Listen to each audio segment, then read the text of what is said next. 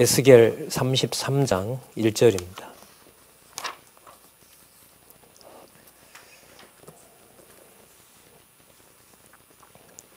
제가 읽겠습니다.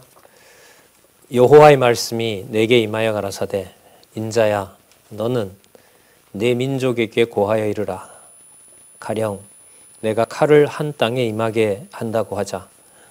그 땅 백성이 자기 중에 하나를 택하여 파수꾼을 삼은 그 사람이 칼이 그 땅에 임함을 보고 나팔을 불어 백성에게 경고하되 나팔 소리를 듣고도 경비를 하지 아니하므로 그 임하는 칼에 재함을 당하면 그 피가 자기의 머리로 돌아갈 것이라. 그가 경비를 하였던들 자기 생명을 보존하였을 것이나 나팔 소리를 듣고도 경비를 하지 아니하였으니 그 피가 자기에게로 돌아가리라. 일단 5절까지 읽었습니다. 우리 전체 내용들, 에스겔 전체 내용을 잠시 살펴보고요. 오늘 33장부터 시간 될 때까지 공부하도록 그렇게 하겠습니다. 자, 여기 보시면은요. 자, 우리 교재는 성경 강론 12권 6108페이지죠. 성경 강론 12권 6108페이지에 보면 에스겔 33장부터 나옵니다. 자, 에스겔 33장부터 34장까지는 백성이 망한 후에 회복하신다는 약속을 해줍니다. 물론 여기 백성은 여기 나오죠. 유다 백성입니다. 유다 백성이 이제 20여 년 동안 망하죠. 20여 년 동안 1차, 2차, 3차에 걸쳐서 바벨론 제국에 의해서 망하는데 그 망하기 전부터 망하는 과정 그리고 망한 후에 여호와 하나님께서 계속해서 선지자들을 보내서 자, 지금 망했지만 이제 오늘 내용은 이제 망한 내용이에요, 사실. 이미 망했다는 내용이 앞에 나오는데 뭐 처참하게 망하잖아요. 그 백성이 망한 후에 뭐 하냐면 회복한다는 거죠. 그러니까 이렇게 써버리면 무슨 말이 되냐면 망하는 것이 무엇의 시작이 되는 거예요? 회복의 시작이 되는 거예요. 이게 바로 이제 이 제목에 나타난 의미죠. 이게 33장에서부터 34장까지 나타납니다. 왜 그러면 백성이 망한 후에 회복한다는 말씀을 하시느냐? 바로 언약한 백성이 유다 백성이고 이 백성이 하나님 여호와를 계속해서 섬겨야 된다는 약속이 있기 때문에 그래요. 그 약속을 회복하기 위한 거죠. 그러니까 나라의 회복과 여기 나타난 유다 백성의 회복은 여러분 말은 같지만은 다른 의미를 가지고 있습니다. 그러니까 더 넓은 의미에서 회복인 겁니다. 그럼 유다 백성을 그러면 왜 회복하시느냐 하면요. 이방 백성들을 모두 다 보수했기 때문에 그래요. 이방 백성을. 32장에 그 내용들이 나왔죠. 어떻게 나왔죠? 할례 받지 않고 칼에 망하는 자 이렇게 나옵니다. 갑자기 이제 이 할례가 나오는데요. 그 32장에 나타난 주변에 있던 그러니까 바벨론 주위에 있던 북쪽에 있고 서쪽에 있고 남쪽에 있던 그 모든 대적을 전부 여호와께서 보수하신다 그래요. 실제적인 역사는 바벨론이 멸망시킨 겁니다. 그리고 나중에 이제 페르시아에 의해서도 멸망당하기도 하고 하는데요. 어쨌든 바벨론에 의해서 그 전부 멸망을 하는데 그걸 여호와께서는 내가 했다고 그럽니다. 그리고 그들을 묶어서 뭐라 부르냐 하면 할례 받지 못해서 칼에 망한 자 이렇게 얘기를 합니다. 그러면 할례 받은 민족은 어디냐 하면 유다 민족인 거죠. 자, 그럼 여기서 이제 할례 의미도 바뀌는데요. 그런데 유다도 망하지 않았습니까? 그래서 여기에 회복이라는 말은 유다 백성이 그냥 신체에 받았던 할례가 아닌 다른 할례를 말씀하시려는 거예요. 그러니까 다른 백성을 준비하고 계시고요. 다른 나라를 준비하고 계세요. 아니, 지금 나라가 망해서 처참하게 이렇게 왕은 눈이 뽑히고 왕 앞에서는 왕자들이 다 죽어버리고 그리고 백성들은 처참하게 그 수백 리길을 잡혀가고 있는 상황에서 또 벌써 20년 전에 19년 전에 다 잡혀갔었죠. 오래전에 벌써 605년부터였으니까요. 다니엘 같은 경우에는 605년에 잡혀가니까요. 그렇게 바벨론 땅, 지금 이라크죠. 그 이스라엘에서부터 이라크까지 그 처참하게 끌려갔는데 거기에 회복을 얘기하신단 말이죠. 회복을 얘기하는데 지난 시간에 얘기했던 그 할례의 의미가 이제 여기서부터 바뀌어 나갑니다. 왜 그런 말씀을 드릴 수 있냐 하면 이제 이게 계속 이어져야 되는 거예요. 성경 강론은 어느 한 부분을 떼서는 좀 인간적으로 말하면 웬만한 대가가 아니면 성경 전체의 메시지를 전한다는 것이 힘듭니다. 불가능한 일일 수도 있습니다.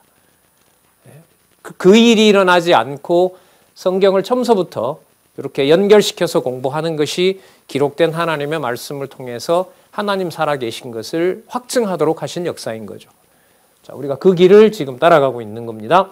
자, 세일을 자, 여기 백성이 망한 후에 회복하고 그 백성을 망하게 한 이유는 바로 주위에 있는 모든 이방 백성들, 할례 받지 않고 그래서 칼에 망한 자, 그들을 전부 보수하셨기 때문에 그래요. 자, 왜 그럼 그렇게 하시느냐? 모으시겠다는 하나님의 언약을 하나님께서 하시기 위해서 그런 겁니다. 그럼 여기 예언은 에스겔이 이제 전체 주제와 관계가 되는데요. 자, 흩트고 모으심을 예언하는 내용인데 이 흩트고 모으심을 통해서 누구를 예언하느냐? 바로 장차 올 에스겔 기록대로 보면 한 530년 후가 되면 이제 예수님 오신단 말이죠. 그 그리스도가 오셔서 이제 자기 백성들을 모으시고 흩기도 하고 모으시기도 하는 놀라운 역사를 여기서 예언을 하고 있는 겁니다. 그래서 유다가 망하는 역사가 바로 하나님 살아계신 증거이다는 사실을 오늘 우리가 33장에서부터 이제 살펴갈 겁니다. 자, 그럼 어떤 방향으로 또 진행이 되냐 하면은요, 이렇게 돼요. 유다 백성이 망한 후에 회복한다고 하시면서 그 징조가 뭐냐 하면 세일을 치시겠다는 거예요. 세일이 누구냐 하면 야곱의 형 에서 있죠. 에서가 가서 점령한 땅. 그러니까 어떻게 보면 이삭으로부터 나온 아들이지만 하나님께서 언약한 백성이 아닌 역사적으로 보면 남쪽 유다를 굉장히 괴롭혔던 그야말로 그 족속입니다. 에돔 족속을 친다는 거죠. 얼마나 견고한지 다른 데 보면 진짜 천연 요새로 되어 있기 때문에 우리가 어떻게 망해?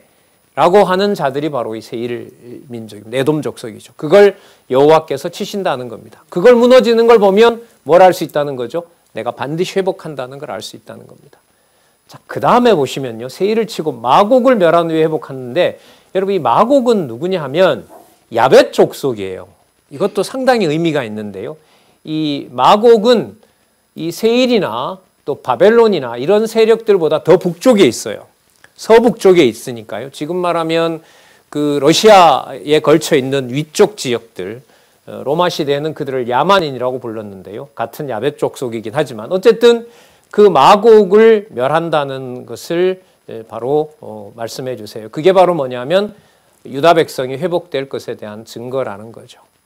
그래서 지금 이 에스겔서의 다른 이제 선지서도 그렇지만 에스겔서를 공부를 하게 되면 세상에 일어나는 모든 전쟁의 역사를 하나님께서 정하신 대로 하나님의 목적을 위하여 하나님께서 그때그때마다 사용하시는구나 하는 것을 정리할 수가 있어요. 꽤 많은 내용들이죠. 이것만 보더라도 33장에서부터 39장까지고 또 에스겔은 이 본문이 길어요. 그 긴 내용들을 우리가 따라가면 바로 여호와께서 유다 백성을 회복하신다는 사실을 알려줍니다. 그리고 이 망한 유다 백성이 돌아올 때는 이제는 다른 백성으로 돌아와요. 이게 이제 에스겔서의 매우 이제 다른 점이죠. 다른 이제 이사야서나 예레미야와는 달리 진짜 뭐라 그럴까요? 이게 이렇게 그리스도를 예언하는구나. 그게 여러분 40장에서부터 48장까지 나와요. 이 성전과 국토는 보세요. 유다 백성이 회복되니까 백성이 회복되고 주위에 있던 나라가 다 멸망하잖아요. 그럼 그 멸망하는 것이 무엇의 징조냐면 이 땅에서 잘 산다 이렇게 가버리면 다시 다윗 시대로 돌아가는 거예요. 그런데 그것이 아니라 왜 이렇게 유다 백성을 회복했느냐? 자, 이건 물론 메시아를 염두에 두고 하시는 소리입니다. 예수께서 오시면서 천국이 가까웠다고 했을 때 그 말씀에 천국이 가까웠을 때 천국을 언제 보여줬느냐라고 만약에 누가 묻는다면 많이 들어보셨죠? 천국이 가까웠느니라. 세례 요한도 그랬고요. 그 천국에 대한 설명을 근거를 대라라고 하면 그래 근거 된다. 그 근거가 에스겔 40장에서부터 48장이다. 매우 매우 놀라운 내용입니다. 그러니까 하늘나라가 어떤 모습인지를 그리스도가 모르실 리가 없고 그리스도가 오시기 전에 자, 성전과 국토가 여기는 분리되질 않습니다. 예루살렘은 예루살렘 성전도 있고 예루살렘 왕국도 있고 따로따로 분리되잖아요. 솔로몬이 그렇게 지어 놓도록 했고요. 아니, 여기는 그냥 하나인 거예요. 뭐에 대한 예표겠어요? 교회예요. 교회예요. 그리스도께서 땅에 선포하셨고 약속하신 성령께서 오심으로 여러분들과 저가 왕 같은 제사장이 되고 하나님 나라의 백성이 되는 겁니다. 이거는 시공을 초월합니다. 왜냐하면 40장에서부터 48장의 내용이 하늘에 속한 이미 정해져 있는, 그래서 새로 만들라고 하지 않고요. 규격만 재라 그럽니다. 규격만 재라 그래요. 그럼 규격만 재라는 말은 뭐냐면 이미 있는 거예요. 그게 준비된 거고요. 그래서 그리스도께서 그러시죠. 내가 십자가에 죽는다라고 하지 않고 그 요한복음에서는 뭐라 그러죠? 내가 너희를 위하여 집을 준비하러 간다. 왜요? 여기 다 준비되어 있으니까요. 그리고 이제 예수님께서는 가시면서 다시 오실 때 자기 백성들을 다 모으실 거 아니에요. 그럼 이제 분배해야죠. 분양해줘야죠, 이제. 그 분양을 어떻게 하는지는 계시록 22장에 가면 다 나옵니다. 유대는 문설주가 되고 뭐고 딱 분배를 하세요. 그럼 지상에 있는 여러분들과 저는 근거를 어디에 두겠습니까? 혈통에 두는 건 아니잖아요. 보혜사 성령께서 깨닫게 하시는 여러분들과 저의 정체는 바로 창세전 하나님께서 그리스도 안에서 여러분들과 저를 이렇게 준비되어 있는 성전과 국토에 속한 하나님의 백성으로 이미 불렀다는 겁니다. 이런 사실을 메시아는 너무나 잘 아시기 때문에 그리스도께서는 마태, 마가, 누가, 요한에서 하늘나라, 하나님 나라, 아버지의 나라, 아버지께서 내한테 맡긴 나라, 그 나라를 장차 올, 또 당신이 장차 올 때까지 성령께서 어떻게 이 나라를 교회를 통하여 완성하시는지를 그리스도께서 말씀하시는 겁니다. 그래서 좀 강하게 말씀을 드리면 이 내용에서부터 이렇게 전개되는 내용, 에스겔 40장에서 48장의 결론까지 이 내용들을 모르면 예수님께서 말씀하신 비밀의 내용들, 너무너무 심오한 하나님의 말씀을 깨닫기가 불가능하다. 이렇게 좀 강하게 말씀을 드리고요. 자, 앞으로 계속해서 오늘 48장까지는 못 가겠습니다만은 이런 흐름으로 간다는 것을 여러분들에게 좀 서론을 길게 말씀을 드렸습니다. 자, 그러면 33장에서부터 한번 살펴보도록 하겠습니다. 6108페이지에 먼저 보시면 33장에서부터 34장 백성이 망한 후에 회복하실 것을 예언을 해 주십니다. 자, 32장에 그 할례를 받지 않고 칼에 망한 자, 이방들을 멸한다는 얘기가 나왔잖아요. 자, 그 다음에 33장으로 넘어오면 이제 여호와 하나님께서 이 할례를 받지 않고 칼에 망하는 자, 이방 대적들과는 달리 유다 백성에 대해서는 남겨놓고 살려놓는 자가 있다는 사실을 알려줍니다. 그렇게 하기 위해서 누구를 보내냐면 에스겔을 보낸다는 겁니다. 그 본문을 한번 살펴보도록 하겠습니다. 아까 1절부터 5절까지 읽었던 내용은 뭐냐면 그 적이 쳐들어온다는 그 파수꾼을 세우지 않아도 나라는 망할 수 있어요. 그런데 파수꾼을 세워놨는데 이 파수꾼이 적군이 온다는 사실을 안 알렸어요.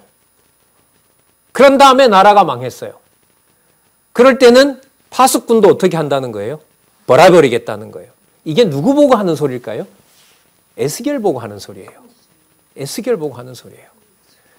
나라는 어차피 망하게 되어 있는데 제 같으면 그래 그 반문을 할 거예요.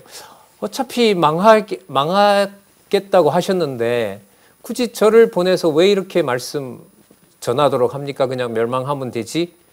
이렇게 얘기할 수가 있거든요. 그런데 하나님께서는 여기서 그렇게 하지 않아요. 왜 그렇게 하실까요? 이 일이 여호와 하나님께서 하시는 일이고 에스겔 5장에서부터 36장까지 나오는 중요한 구문이 있죠. 그때야 비로소 너희가 나를 누구로 알리라? 여호와로 알리라. 우리나라의 교회에 성경을 하나님의 말씀으로 믿는 그 장로교가 우리나라에 들어오잖아요. 그 장로교 총회가 1912년에 설립됩니다. 1911년에 신학생들이 졸업합니다.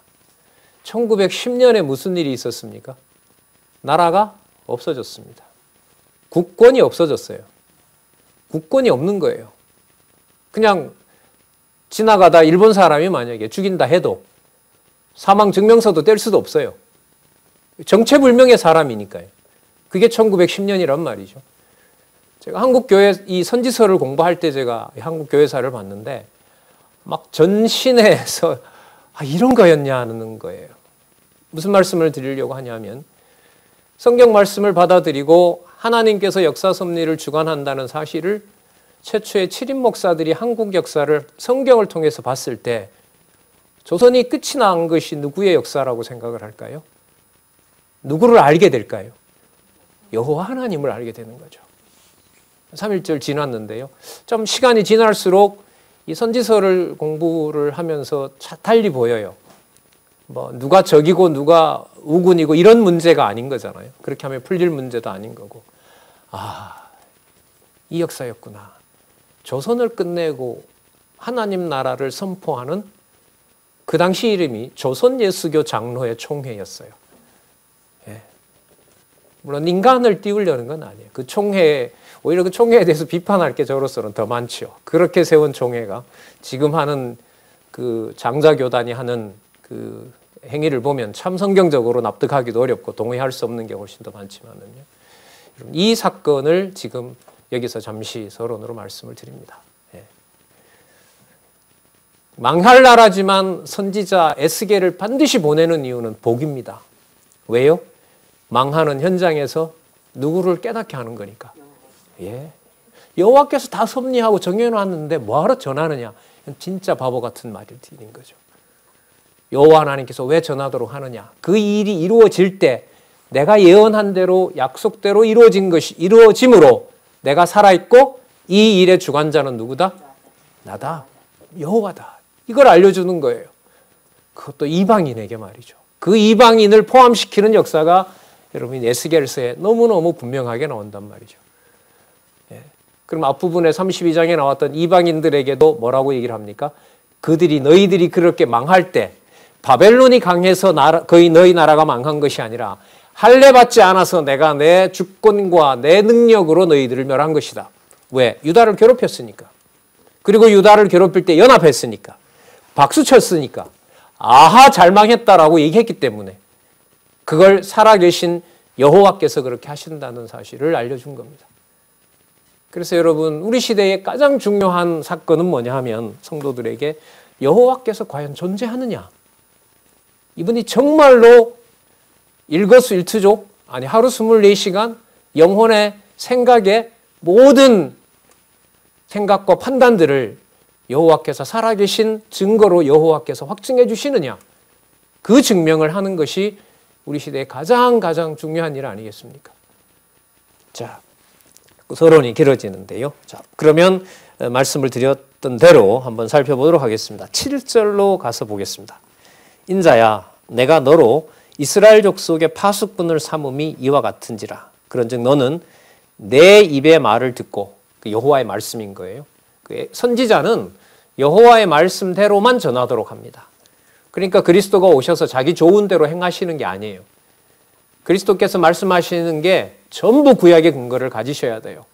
약속하신 내용을 해석하시고 풀어주시고 이해시켜 주셔야 되는 거죠.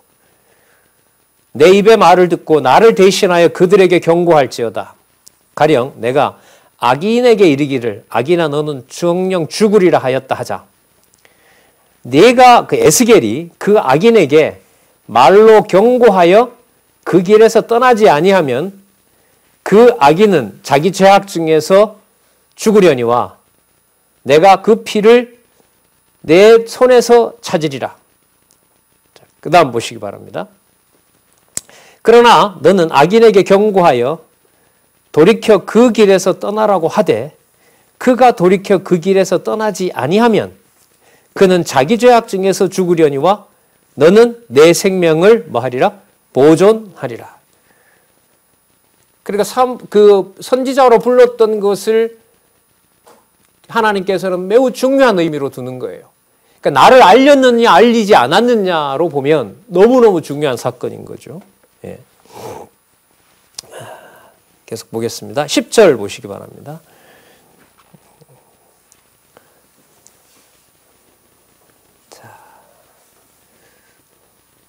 그런데 인자야 너는 이스라엘 족속에 이르기를 너희가 말하여 이르되 우리의 허물과 죄가 이미 우리에게 있어 우리로 그 중에서 쇠폐하게 하니 어찌 능히 살리요 하거니와. 11절 보시기 바랍니다. 주 여호와의 말씀이 나의 삶을 두고 맹세하노니 나는 악인의 죽는 것을 뭐라 그럽니까? 기뻐하지 아니하고 악인이 그 길에서 돌이켜 떠나서 사는 것을 기뻐하노라. 이스라엘 족속아 돌이키고 돌이키라. 너희 악한 길에서 떠나라. 어찌 죽고자 하느냐 하셨다 하라. 여러분 지금 이 상황이 어떤 상황이에요? 뒤에 보면 이 21절에 가면 이 날짜가 나오는데요. 이미 망했고요. 그리고 아니면 몇 개월 전에 망하는 상황이에요. 눈에는 수를 헤아릴 수 없는 바벨론 군대가 꽉 포진해 있고요. 거기에 그 상황이 됐는데 이스라엘 족속에게 가서 너희들의 허물과 죄가 있어서 이렇게 됐으니까 나에게 돌아오라. 뭔 소리냐, 이미 다 끝이 났는데 여기서 여호와께서는 무엇을 말씀하시냐 하면 이 상황에서 도저히 여호와를 믿을 수 없는 상황에서 무엇을 말씀하시냐 하면 나는 너희들이 돌아오기를 원한다. 나는 죄인이 돌아오기를 원한다라는 말씀을 여기서 깨닫게 하는 거예요. 그러면 이 말씀은 뭐와 어떻게 앞으로 이루어지냐 하면 망하는 것은 정해진 대로 갑니다. 그러나 70년 후에 뭐 할 때? 돌아올 때. 그래 돌아오면서 이제 어딘가에도 나오는데요. 뭘 하게 돼요? 회개를 하게 돼요. 회개를 하게 만드는 거죠. 전부 다는 아니에요. 그리스도께서도 요한복음 3장 16절에 보면 영생을 얻게 하려 하심이라고 하지만은 세상에 그 다음에 바로 뭐가 나오죠? 심판을 얘기하세요. 내 말을 듣고 따라오는 자. 그러니까 그 세상은 범인 거예요. 개개인이 아닌 거예요. 그러니까 유대와 누구를 포함하는 거죠? 이방을 포함하는 거죠. 예루살렘과 온 유대와 사마리아와 땅끝을 포함하는 의미에서 하나님 자녀로 선택받은 자들에게 돌아오게 되는 겁니다. 문제는 그 선택을 받았는지 안 받았는지 인간이 정한다는 거죠. 가톨릭이 대표적이고요. 개신교도 따라서 하고요. 이거는 하나님의 심판을 머리에 쌓는 거죠. 너무너무 무서운 일들입니다. 자, 보겠습니다. 12절 보겠습니다.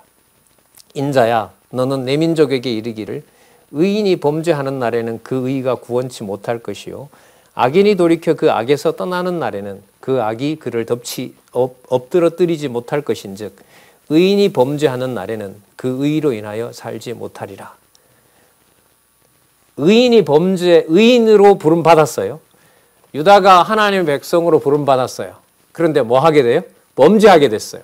그러면 의인의 자격이 사라진다는 거예요.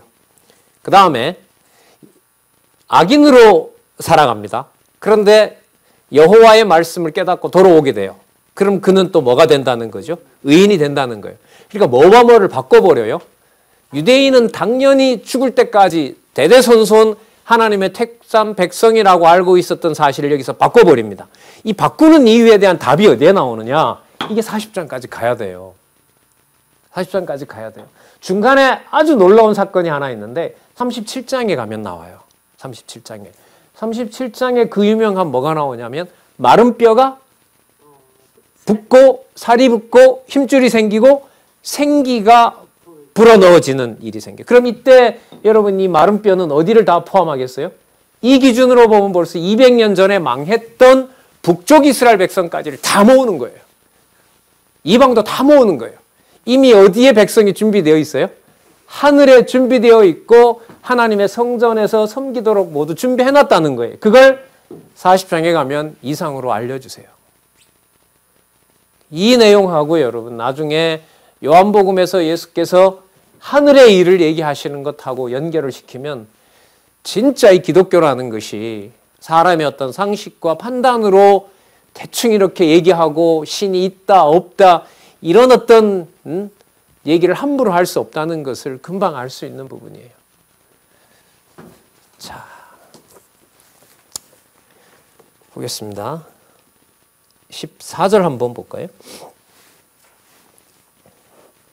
가령 내가 악인에게 말하기를 너는 죽으리라 하였다 하자. 자, 그런데 그가 돌이켜 자기의 죄에서 떠나서 법과 의대로 행하여 전당물을 도로 주며 억탈물, 약탈물이겠죠. 약탈물을 돌려보내고 생명의 율례를 준행하여 다시는 죄악을 짓지 아니하면 그가 정령 살고 죽지 않을 것이라.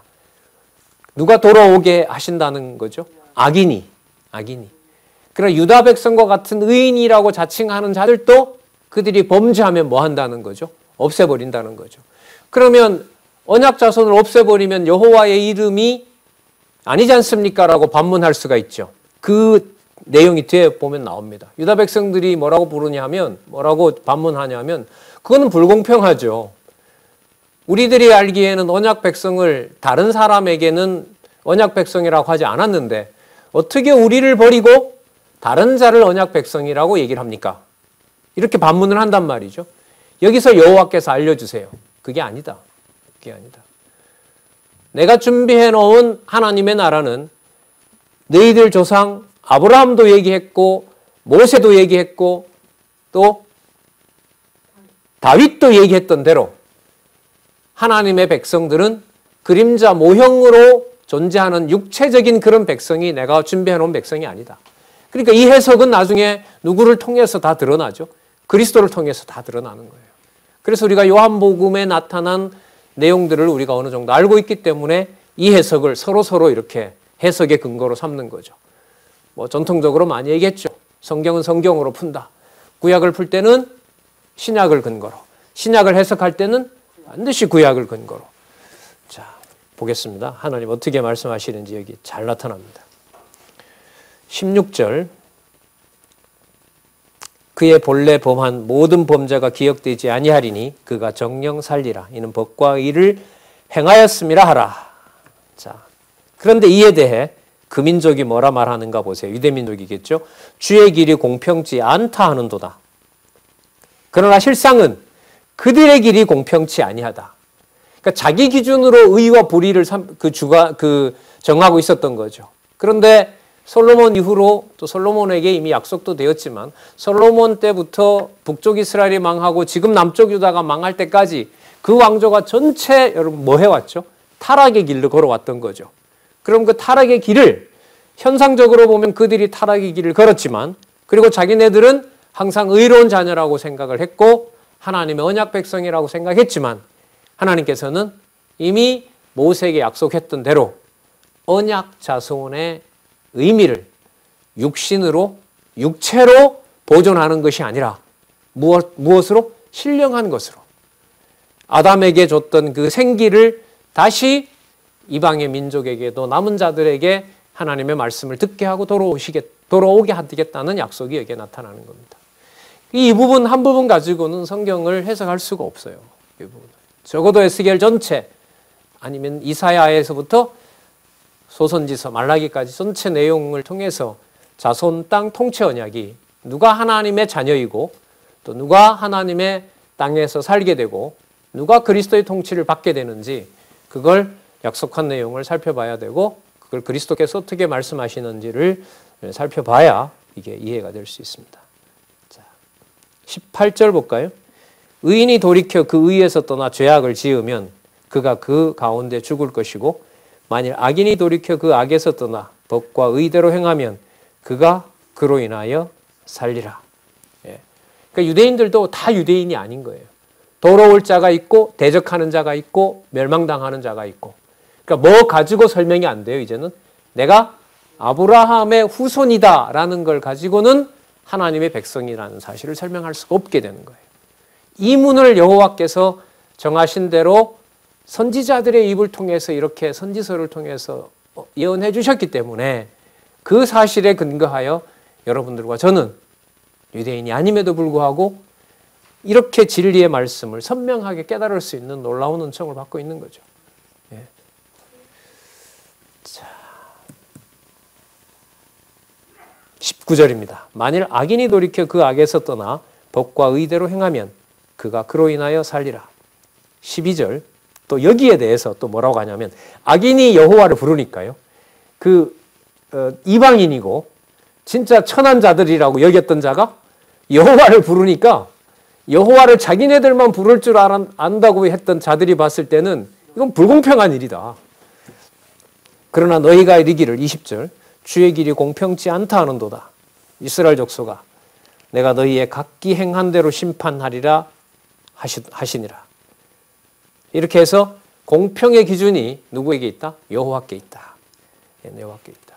그러니까 앞으로 혈통으로는 이스라엘 백성들을 하나님의 백성 삼는 것에서는 근거가 되질 않는 거예요. 그런 법이 어디 있습니까? 라고 물으니까 그게 내가 정해놓은 공평의 길이다. 말이 없는 거죠. 하나님의 주권과 은총이라는 것이 은혜가 동시에 계시되는 겁니다. 왜 이런 말씀을 저렇게 안 듣지?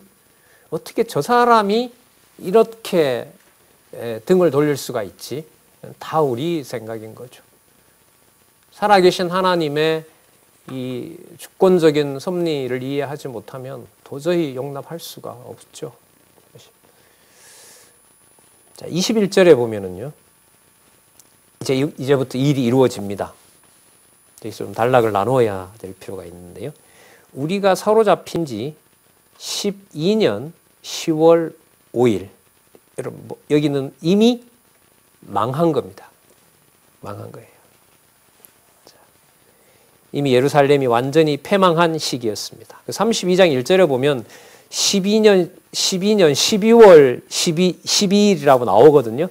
그리고 앞에 벌써 먼저 나왔어요. 그러니까 이게 시간을 따라서 적어 놓은 역사가 아니에요. 이게 의미가 있는 거예요. 그러니까 보세요. 앞부분에 12월 달에 이미 망했다고 얘기를 하고요.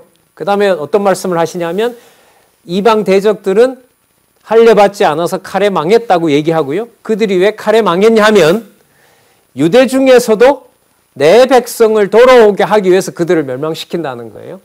그런데 그때 날 보고 너희들이 뭐라 하냐 하면 의인을 우리 의인인데 유다 백성 할례 받은 우리는 의인이고 할례 받지 않는 자는 의로운 자가 아니기 때문에 우리를 살려주고 블레셋과 같이 할례 받지 않는 자가 망해야 되는 게 아니냐라고 하나님한테 따진다는 거예요. 그래서 자기네들 기준으로 의와 공평을 말하는 거예요. 하나님께서는 엘리야를 보내서 그 기준이 아니다. 하나님께서 돌아오게 하는 자는 의롭다고 하는 자가 아니라 뭐 한다고? 죄인인 것을 깨닫고 하나님의 의의 율법을 지키는 자가 바로 하나님의 속한 자녀이다 라는 걸 알려주신 거예요. 그리고 여러분 21절에 보면 망했던 그 사건을 다시 한번 얘기를 하는 겁니다. 자, 그러면 여러분 여기서 보세요. 망했다는 소식을 전해준다라는 말은 다시 하나님께서 뭐 해주신다는 내용을 포함하고 있어요? 죄인을 돌아오게 하는 회복의 역사가 시작됐다는 것을 알려주는 거예요. 참 놀랍죠? 망했다고 전하는데 이미 앞부분에 망했다는 것이 아니라 누가 돌아오는 기회가 된다? 죄인이 돌아오는 기회가 시작됐다는 거예요. 그럼 교회에서 그런 의미에서 그리스도가 통치하는 교회에서 나쁜 일이 어디 있어요?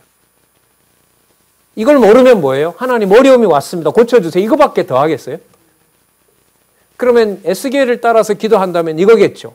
하나님 알 수 없고 이 일의 섭리는 눈에 보면 누가 잘못한 것 같지만 하나님 이 일은 하나님으로부터 비롯된 것이므로 하나님이 이 일에서 살아계신 것을 깨닫게 해주십시오.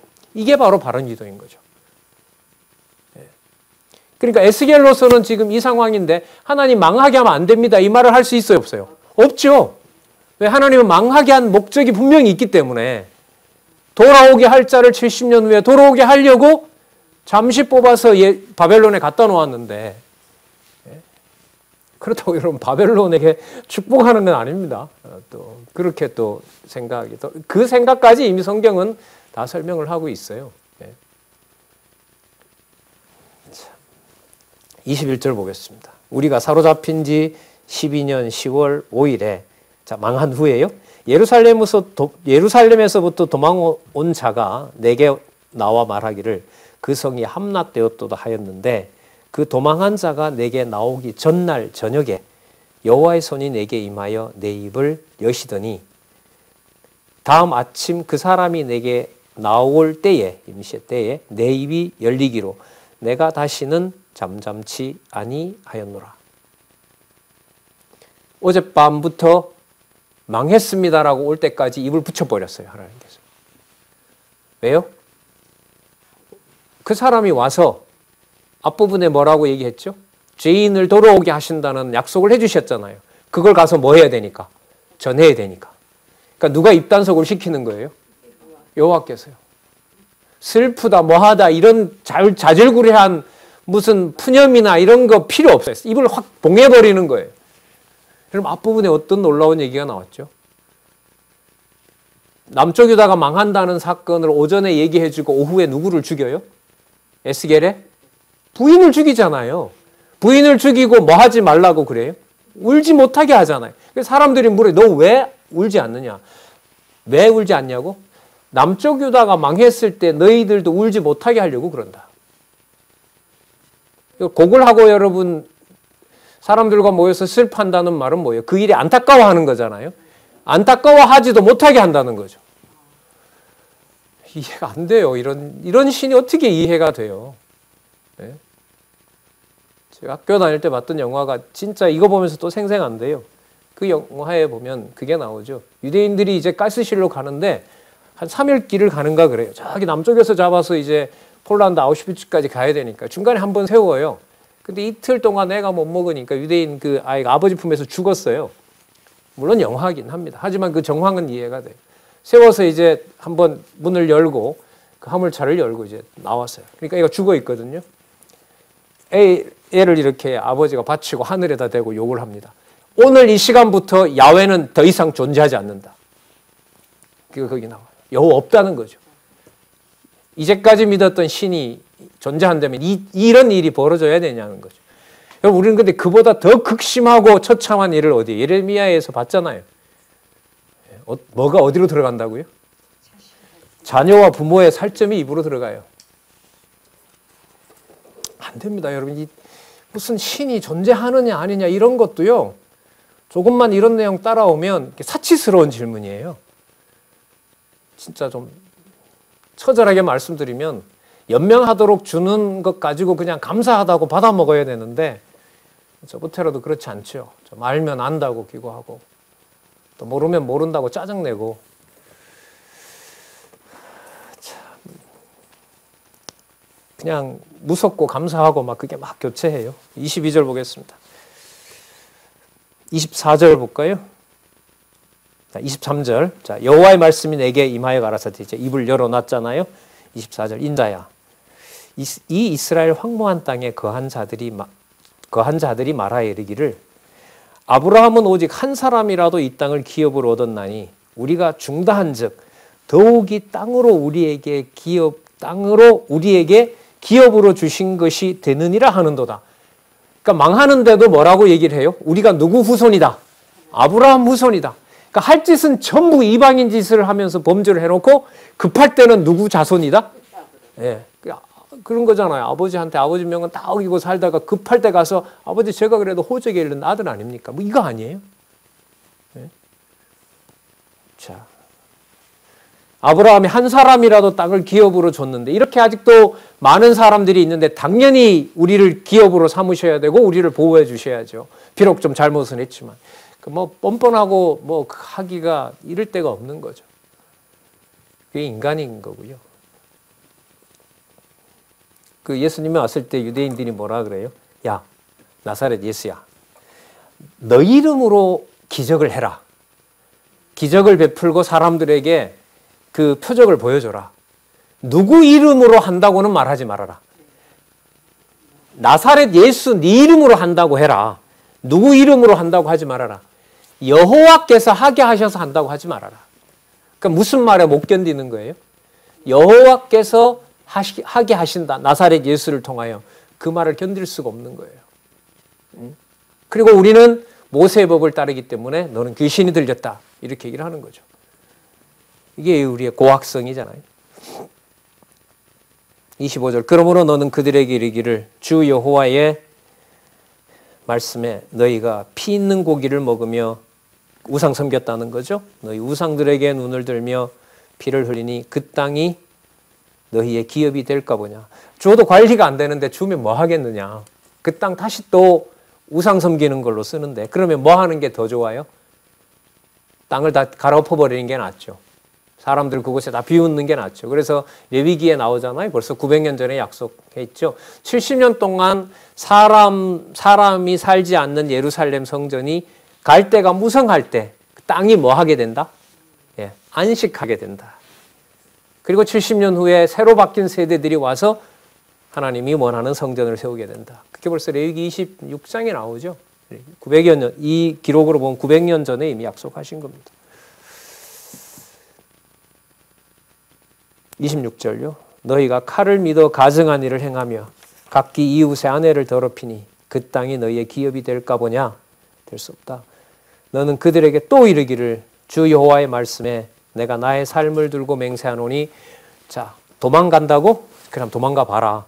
황무지에 있는 자는 칼에 엎드러지고 들에 있는 자는 들짐승에게 붙이고 산성과 굴에 숨은 자는 원역, 전염병이죠. 요즘 코로나와 같은 전염병으로 죽게 하리라. 자, 내가 그 땅으로 황무지와 놀라움이 되게 하고 그 권능의 교만을 그치게 하리니 당신이 하신다는 거죠. 칼이나 들짐승이나 바이러스균이나 전부 여호와께서 주관하시는 겁니다. 이스라엘의 산들이 황무하여 지나갈 사람이 없으리라. 얼마나 여러분 쳐버렸는지. 여러분 여기 보세요. 이스라엘 산들이라 그러죠. 유다라고 하지 않아요. 호칭이 전체 이스라엘을 다 부르는 거예요. 아브라함 자손 전체. 그러면 이제 당연히 질문이 생기는 거죠. 여호와라고 하셨는데 약속하시면 그 약속을 반드시 지키는 분이라고 했는데 이렇게까지 없애버리면 어디 숨겨놓은 자식이 있습니까? 아니. 참 이스라엘 자손을 내가 이제부터는 준비할 거다. 내가 아버지가 되고 내가 왕이 되고 내가 성전을 준비하고 내가 그 나라를 준비해 놓겠다. 어디에 그런 게 있습니까? 37장에 마른 뼈가 붙는 거 봐라. 그리고 40장에서부터 내가 보여줄 하늘에 속한 나라와 성전을 보여주겠다. 이렇게 전개가 됩니다. 29절 내가 그들의 행한 모든 가증한 일을 인하여 그 땅으로 황무지와 놀라움이 되게 하면 그때에 여기 또 나오죠. 그들이 나를 여호와인 줄 알리라. 인자야 내 민족이 담 곁에서와 문에서 너를 의논하여 너에 대해서 각각 그 형제로 더불어 말하여 이르기를 자 가서 여호와께로부터 무슨 말씀이 나오는가 한번 들어보자. 자, 백성이 모이는 것 같이 내게 나오며 내 백성처럼 내 앞에 앉아서 네 말을 들으나 그대로 행치 아니하니 이는 그 입으로는 뭐해도 사랑을 나타내어도 마음은 이욕을 쫓는 욕심을 쫓아간다는 거죠. 이권과 욕심을 쫓아간다는 거죠. 예수님께서 왜 마태복음 15장에도 나오고요. 마가복음 7장에도 나오죠. 입술로는 선지자의 말씀을 듣지. 입술로는 뭐라고 하나? 주여 주여 하지만 속에는 하나님을 사랑하지 않고 미워한다. 예수님이 그때 그 상황에서 화가 나서 그렇게 말씀하신 게 아니라 이미 유대인들 중에 버려야 될 자가 있다는 것은 이미 여기서 이렇게 약속하고 있는 겁니다. 이거 예레미야에도 나왔죠. 망하고 나서 잔존한 사람들이 뭐라 그래요? 예레미야여 무엇이든 얘기하면 우리가 듣겠습니다. 그래요. 근데 마음은 이미 어디로 가 있어요? 애굽으로 가 있어요. 그런데 예레미야는 뭐라 그래요? 애굽으로 가지 말라 그러고 바벨론에 잡혀가라고 그래요. 그래서 잡혀가라고 얘기했다니까 아니다. 당신 말이 하나님 말씀 아니다. 우린 애굽으로 가겠다. 그래서 애굽에 가서 또 다시 다 죽는 거죠. 여러분 진짜 믿음을 주신다는 거 하나님이 살아계신 것을 믿게 해주신다는 거 어제도 믿고 오늘도 믿어지니까 이게 당연한 것처럼 여기잖아요. 여러분 유대인은 수천 년 동안 그걸 그렇게 뭐같이 진짜 어떤 바위 보다가 금강석보다 다이아몬드보다 더 강하게 가지고 있었어요. 그런데 이걸 다 깨버리잖아요. 하나님께서. 진짜 일용할 양식을 공급해 주시지 않으면은 40년 그 만나처럼요. 마찬가지죠. 어제 들었으니까 오늘도 그냥 당연히 성경 펴면 말씀이 깨달아진다. 이건 진짜 오만한 생각이죠. 이는 그 입으로는 사랑을 나타내어도 마음은 이욕을 쫓음이라. 그들이 너를 음악을 잘하며 고운 음성으로 사랑의 노래를 하는 자 같이 여겼나니 내 말을 듣고도 준행치 아니하거니와 그 말이 응하리니 응할 때에는 그들이 한 선지자가 자기 가운데 있었던 줄을 알리라. 이 한 선지자가 여러분 왜 중요하냐면 여호와께서 보낸 한 선지자가 있구나라는 걸 알게 된다는 거예요. 그러니까 모든 백성들이 거짓 선지자들을 포함한 그 백성들이 자기네들은 여호와를 잘 섬긴다라고 얘기를 할 때 어떤 한 사람이 가서 마음으로는 여호와를 당신들이 버렸다. 이권과 욕심을 쫓아가고 있다라고 말하는 선지자가 있을 때 그가 누가 보낸 선지자임을 알게 된다. 여호와께서 보낸 선지자임을 알게 된다. 그렇죠. 전체 유대인이 전부 예수님을 귀신 들렸다라고 그렇게 정죄하고 때로는 죽이려고 할 때 그리스도가 그 앞에서 뭐라 그럽니까? 입술로는 여호와를 찬양하지만 속으로는 여호와를 미워하고 있다. 그 선지자가 바로 장차 오실 메시아인 거죠. 자, 여러분 이 33에서 4장이 백성이 망한 후의 회복이잖아요. 근데 지금 우리 33장 내용은 주로 회복보다 어디에 맞춰져 있어요? 망하는 데 맞춰져 있죠. 이게 아직 끝이 아닌 거예요. 제목은 망한 후의 회복이 34장이기 때문에 어떤 식으로 회복하는지 여기는 하나도 남기지 않았죠. 입술까지 전부 그 속까지 전부 정죄해버렸어요. 그러니까 이 땅에서는 자칭 아브라함의 백성이라고 하지만 하나님이 보실 때 의로운 아브라함 백성은 없어요. 왜? 다 망해버렸으니까. 다 잡혀가게 했으니까요.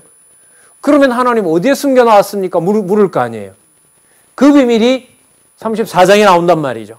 그럼 그런 백성이 세상에 어디 있습니까? 라고 또 물을 거 아니에요. 37장에 가면 내가 다시 만들어낸다. 어디에서 만들어냅니까? 왜 못 만들어내? 저기 과거 200년 전부터 이미 썩어서 뼈밖에 안 남은 게 얼마나 많으냐. 저들을 내가 다시 불러내서 내 백성 만들겠다. 그런 나라가 어디 있습니까? 여기 있다. 어마어마한 내용이에요. 이 에스겔 후반부의 논리가요. 글쎄요. 이런 연구가 이제 앞으로 뭐 저뿐만 아니라 우리 다른 후배들에게도 지금 성경신학을 공부하는 또 많은 분들이 뭐 이제 비대면 우리 연습도 지난주에 너무 잘했잖아요. 교회학교 졸업식에. 그래서 뭐 올해 어느 때라도 이런 심도 있는 연구가 되어서 이제 줌으로라도 깊은 좀 연구가 상세한 연구가 말씀 하나도 땅에 떨어지지 않고 같이 공부하는 시간들이 오기를 또 간절히 기원합니다. 자, 우리 잠시 쉬셨다가요. 자, 34장에 나타난 회복의 말씀을 한번 또 살펴보도록 하겠습니다.